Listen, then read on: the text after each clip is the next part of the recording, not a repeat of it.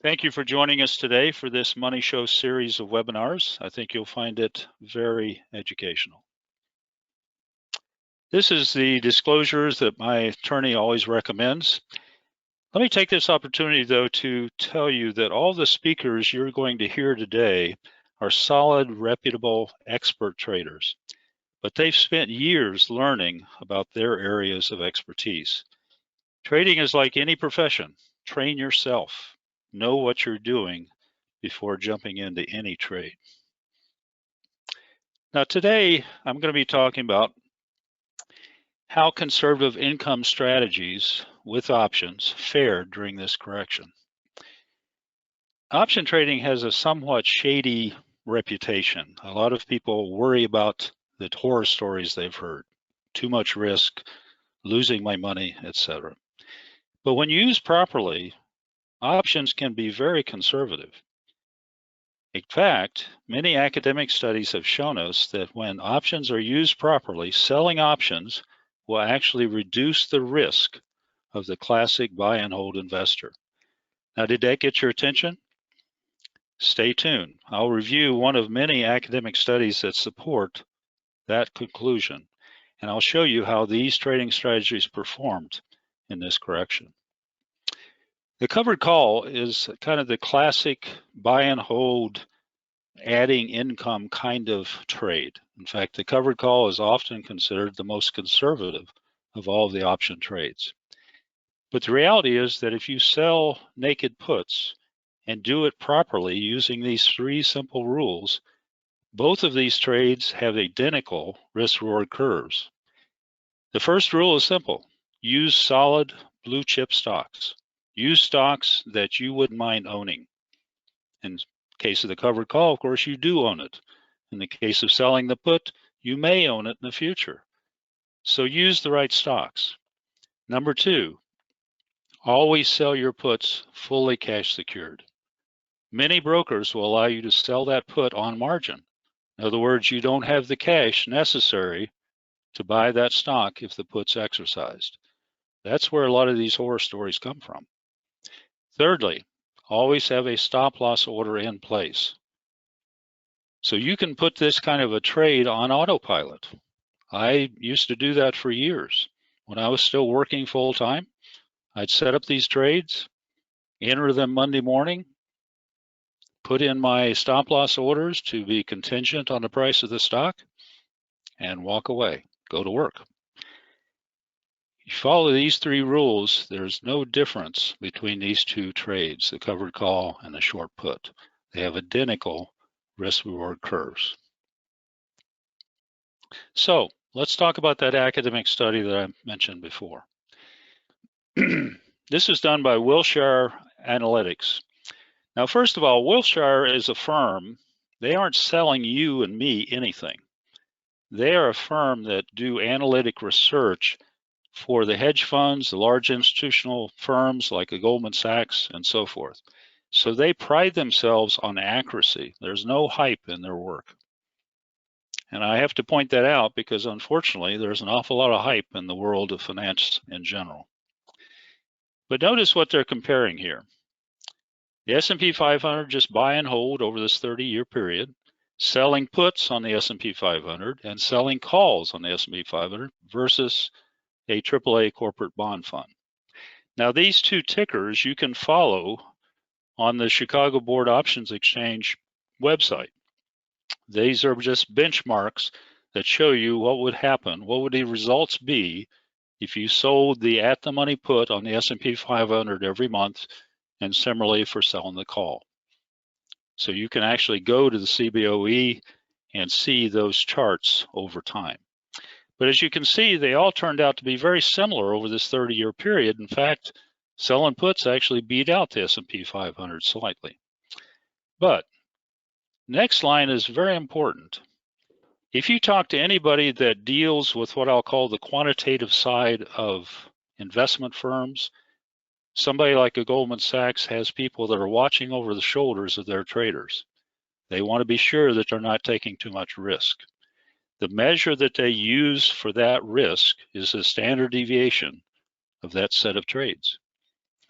So that's the standard in the industry to figure out how much risk am I taking. The standard deviation for that S&P 500 over this period of time was 15%. Notice that either one of these selling option strategies, you took a good third off of that risk. Big difference. So you're selling options and you're doing it with less risk than just simply buying and holding the S&P 500. But the next two lines are equally powerful. We talk about drawdowns.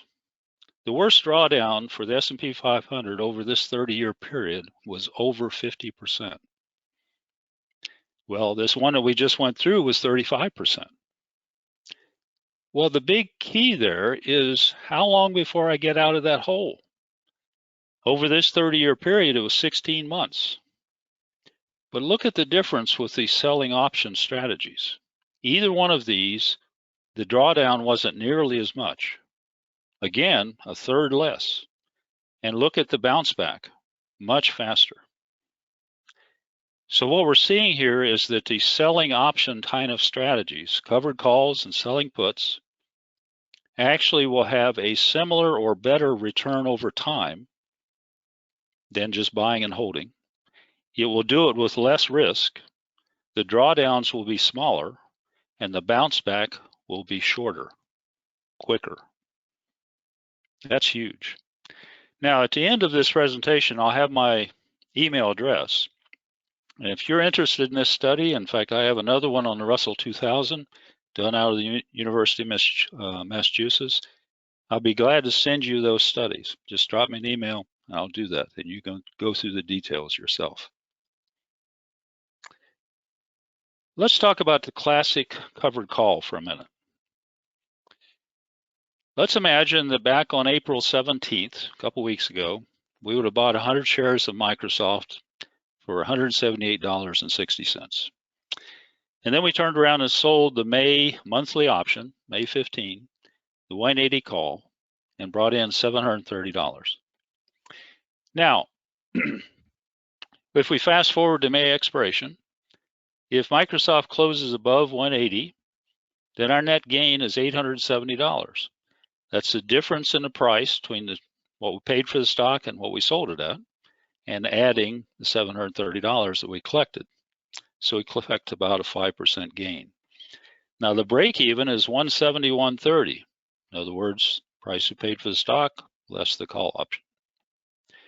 So if Microsoft closes above 180, we'll get called out. If it closes somewhere between 171.30 and 180, we won't be called out, but we'll collect that 730 option premium, and it'll make about 4%. We would normally set our stop loss a bit below this break even. Depending on the stock, it might be closer or farther away. And so we'd either make 4 or 5% probably. Now, as it turns out today, this trade is running right about the strike, right about 180. So it's unclear at this point if this trade will work out in a couple weeks for the stock to be called away, or whether if it stays around 180 and maybe just slightly below, then maybe you'll just be left with the stock, but you gain $730 in the meantime. An important point, though, about this strategy is this line. Microsoft dividends currently are at $204 per year. And notice that with this one call, we brought in $730. Now that's unusual. Normally, my rule of thumb for this that I always teach people to expect as a reasonable expectation is typically selling that at-the-money call or the at-the-money put, either one, will generate on a typical blue chip dividend paying stock, it'll generate about one annual dividend. In this case, we generated 3 of them. Now that's extraordinary simply because the implied volatility of all the stocks of the entire market is very high right now. It's coming down, but it's still very high. And that's why that option was sold for so much money. But normally, if you're a conservative investor that's buying dividend-paying stocks, it's a very powerful technique to think about how you might just sell once or twice a year, a call, 1 month, and generate 2 or 3 times your dividend yield on that stock. In other words, add an annual dividend every time you sell a call. That's a powerful idea if you're a conservative investor. If you're not, and you're seeking the 300% gains and turning into a millionaire in 2 months and that sort of thing, this isn't the trade for you. What about the opposite side of this? What about if we sold a put on that same stock that same day? We just sold the May 15 175 put for $665. In other words, similar amount of money, right? $665 versus the $730. This one works a little differently in that what now we're looking for is the stock to close above 175. In other words, stay where it is or go higher. And the put's going to expire worthless. We'll collect the 665, 4% gain, and move on. What about if Microsoft closes on May 15th at 174.50? Well, then we will have to buy the stock at $175. Well, that's not a bad deal, is it? I'll buy the stock at 175, and what's my cost? 168.35. In fact, a lot of conservative investors use this trade not for income, but in order to build their stock position. Imagine if you were wanting to build a stock position in this stock and you wanted to buy 500 shares, let's say. You could sell a put each month, and over a period of several months, some months the put would expire worthless, you just collect cash. Some months you'd buy the stock, and eventually you'd have the 500 shares, but you would have it at an average cost that was much lower than the market price. Now, some very conservative investors like Warren Buffett have used this technique to establish large option positions. And even if you only want to buy 100 shares, this still would work very nicely to give you that stock at a nice discount and get you started in a positive way. But the important point to note is we're making about 4% here. You'll remember that those were similar numbers to our covered call, 4 or 5%. And that's pretty typical. What you're going to find if you analyze these trades on blue chip stocks one after another, you're going to find that typically the naked put at the money and the covered call at the money or close are going to have very similar returns. And in fact, if you're selling the put fully cash secured, as I would always recommend, selling puts on margin is how you get in trouble, and that's why it has the reputation it does. But if that's the case, you're going to find that the risk-reward curve for those two trades is virtually identical. Now, that's an important point. Okay, so how does this work in the real world? I have one account, one personal account. It's actually my wife's IRA, so maybe I shouldn't call it a personal account, that I trade this way and have for many years.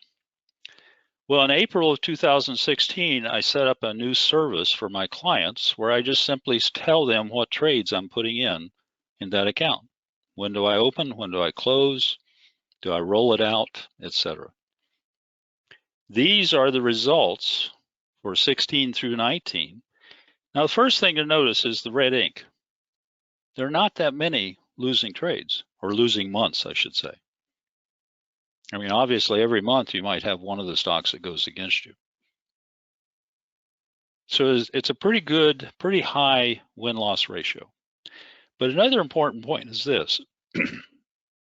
Just like in 16, for those 9 months, we ended up 8.1% positive. The S&P 500 was at 9%. Now, if you'll see, each time the S&P 500 delivers these nice years, we're delivering less. Just like the great year of 2019 at 30%, we only brought in 13. But look at this year. You remember 2018, toward the end of the year there, it was similarly ugly to what we've just gone through. Our service took some losses, but it ended up 3.3% to the good. The S&P 500, on the other hand, ended the year 7% underwater. So let's look at how we've done this year. Started the year off strong, but when this market turned down in late February, we started hitting a lot of our stops, and we ended up with a 10% loss. I mean, we had that 1 month where virtually every position turned in a loss. So we declined 10% in March, but remember what was going on. The market declined 35%. So this is exactly what we saw in that academic study earlier. Your returns or your losses, your pull downs, your drawdowns are smaller. Your return may be less than the bull market return, but when the market pulls back on you, you do better. You either don't lose as much or you stay positive. That's a very significant result. Now notice what happened in April. This is at the April expiration, April 17th. We turned in a 7% gain, which brought us back to break even in just 1 month. Remember that study? The drawdowns were not only smaller, but we recovered faster. That's exactly what we saw here. Now, another important point, at this point in time, when we were almost not even quite 1% underwater, the S&P 500 was still 15% underwater. It still wasn't even close to having bounced back. And it still isn't today. As of this past Friday, this account is up 4.2% for the year. The S&P 500 is still down 14%. This type of trading is very conservative. And I think it pays for itself, so to speak, in times like we're going through right now. Now, on the other hand, when I'm coaching students, very often when I'm talking about this type of trading, they'll say, well, that's not enough. 3% a month? Oh, no, I need more than that. Well, that's okay, but you've got to take a lot more risk. This is more, I often use the analogy, but it maybe shows my age. This is more like Pete Rose type of baseball. He just got on base a lot. My hero when I was a kid was Mickey Mantle. He hit home runs, but he struck out a lot. But it was exciting to watch him hit a home run. And many people in their trading are looking for excitement. This isn't exciting trading. This is just steady, consistent gains. So in summary, options have a reputation of high risk, but they really are very powerful tools that can be used in very conservative ways. Part of what contributes to this, unfortunately, and we've all seen it, you've seen the ads on financial networks and on email and so forth, somebody telling you that they took $2,000 and turned it into $500,000 in 6 months or something like that. Or one that I saw maybe a year ago where the fellow claimed that he had like $400,000 and turned it into $5 million or something like that in some incredible amount of time. I mean, it's just, those are the kinds of claims that draw people in. And of course, oftentimes they find that there's a dark side to that. When you trade that way with options, you can have very large losses. But this type of trading where we're selling covered calls and selling cash secured puts, given the right rules, given the right discipline, it meets or beats the returns of the buy and hold investor.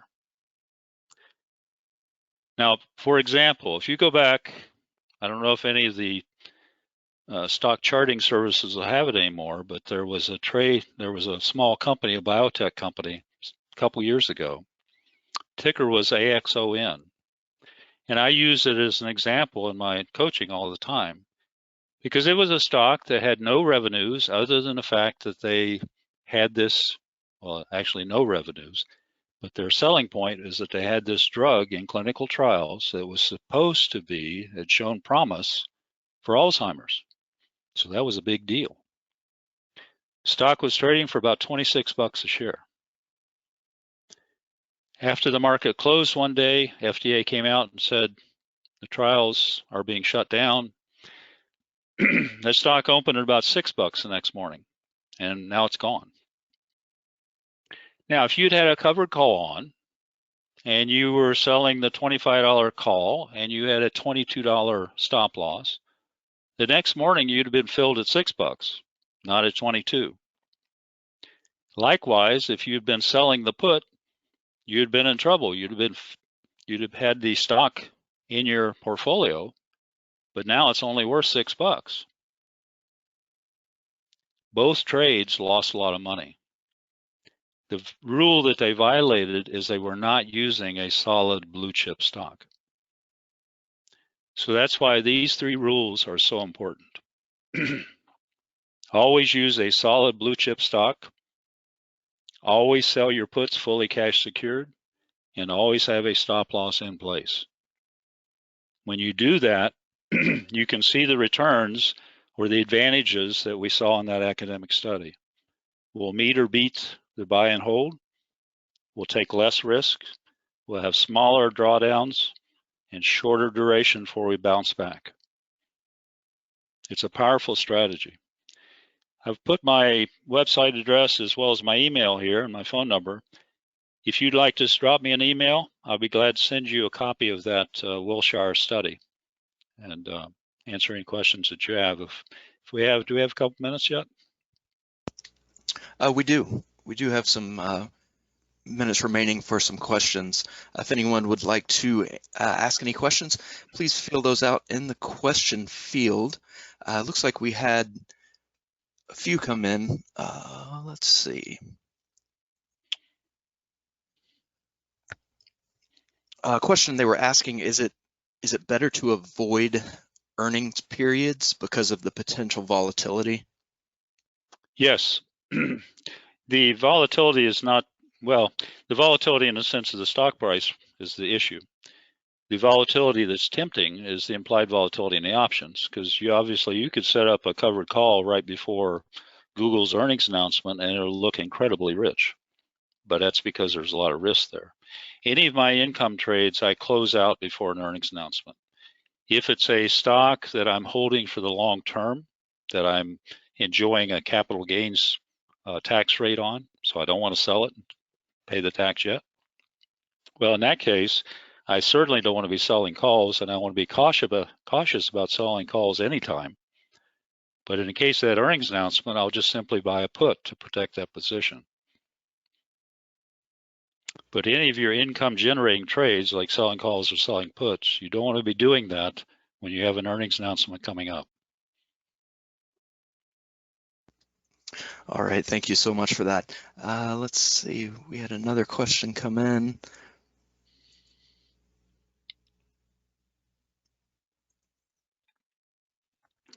They're asking, do you cut the loss if the naked put goes too far against you? Yes. Whenever I set up any one of these trades, covered call or naked put, I always place my stop loss at one of 2 places. I look on the chart for a good solid support level, because the support level I view as something, if the stock price comes down and hits that level and bounces, then I think I'm still in the game. If on the other hand it breaks support, the stock is telling you that you were wrong, that the trend that you were predicting just isn't happening. And so I'll try and set my stop either there, but sometimes the support level is too far down. And so I'll set it either at support, that's where I'd like to have it, but if that's too far down, I'd be taking too much of a loss. I move it up to be maybe $1 or $2 below the break even. And depending on how close the break even I put it, has to do with the stock's behavior. If you're trading a stock that tends to be very volatile price-wise day after day, you probably want to give it a little more room. Otherwise, you're going to be whipsawed in and out of that stock. But I always have that stop loss in place. That's the only way that you limit your losses on these. Sometimes people look at these trades and say, oh, that takes an awful lot of capital. You know, if I'm setting up that Microsoft trade or Apple trade, if you're doing an Apple trade right now, you're talking about $280, $290, or $28,000 to $29,000. Well, if I set up this trade properly, it does take a lot of capital, but my maximum loss should be relatively small. It should be 3 to 5% at worst. Just in effect, what you have is a risk reward is closer to 1-to-1. And so it's a reasonably safe trade. You're not really risking $28,000 if you're trading properly. Thank you, that makes sense. Next question that came in, they're asking, what does cash secured on a naked put mean? Should you have cash secure enough for the stock to go to zero? No, what the term refers to is when we sell a call, if the call is exercised, then it means that we have to sell our stock at that strike price. When we sell a put, if the put is exercised, it means we need to buy the stock at that price, at the strike price. So let's say I sold the $300 Apple call, or put rather. If Apple pulls below 300 and we get close to expiration, it's very likely that I'll be exercised and I have to buy Apple for $300 a share. Now, if Apple is trading, let's say it's trading at $299, $298, whatever, most likely if I've set up the trade properly, one of two things has happened. Either this thing has been stopped out before that ever happened, or it hadn't hit my break even, and so I've now bought Apple at $300 a share, and yet I own it for a cost of $298 or something like that.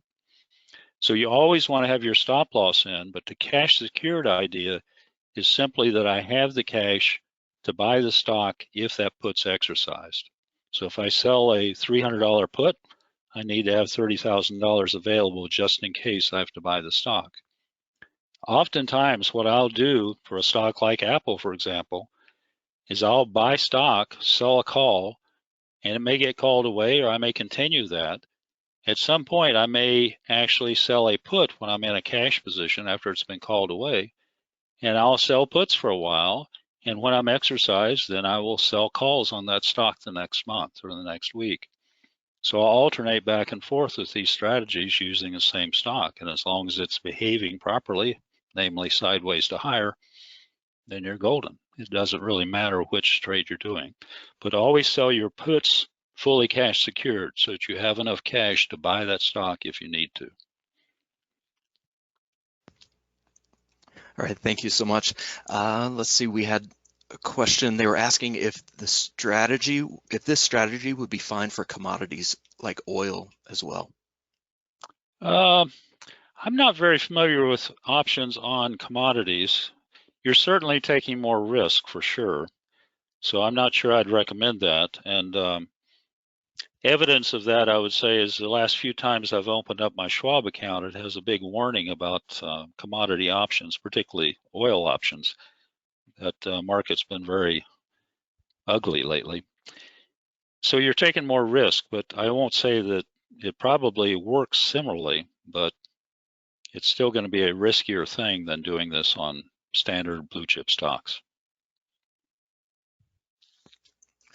Okay, thank you very much. We do have a couple of minutes remaining. Next question, do you ever sell options on the index funds? Like spiders and Qs, yes. I sell options every month on those two ETFs. The spider, of course, is the S&P 500 ETF, and the Qs are the NASDAQ 100 ETF. In other words, the 100 largest companies on the NASDAQ. I use both of those. I use roughly 70% of the money I've allocated to that type of trading on the spiders, and then about 30% on the Qs. And you can sell calls on each one of them or sell puts against each one of them. And you work it exactly the same way you would with a stock. The beauty of that is that your risk is spread over a much larger number of stocks. So you've diversified your risk. Now the returns on average will be a little lower because you're taking less risk, but it's safer. It's not as volatile. All right, thank you. Looks like we have time for one more question. What's your opinion on doing vertical options trades? You're talking about vertical spreads, I assume. Yes. Classic vertical spreads can be set up to be very conservative or pretty risky. And but in general, you're talking about more risk than you're talking about with these types of trades that I've talked about this morning.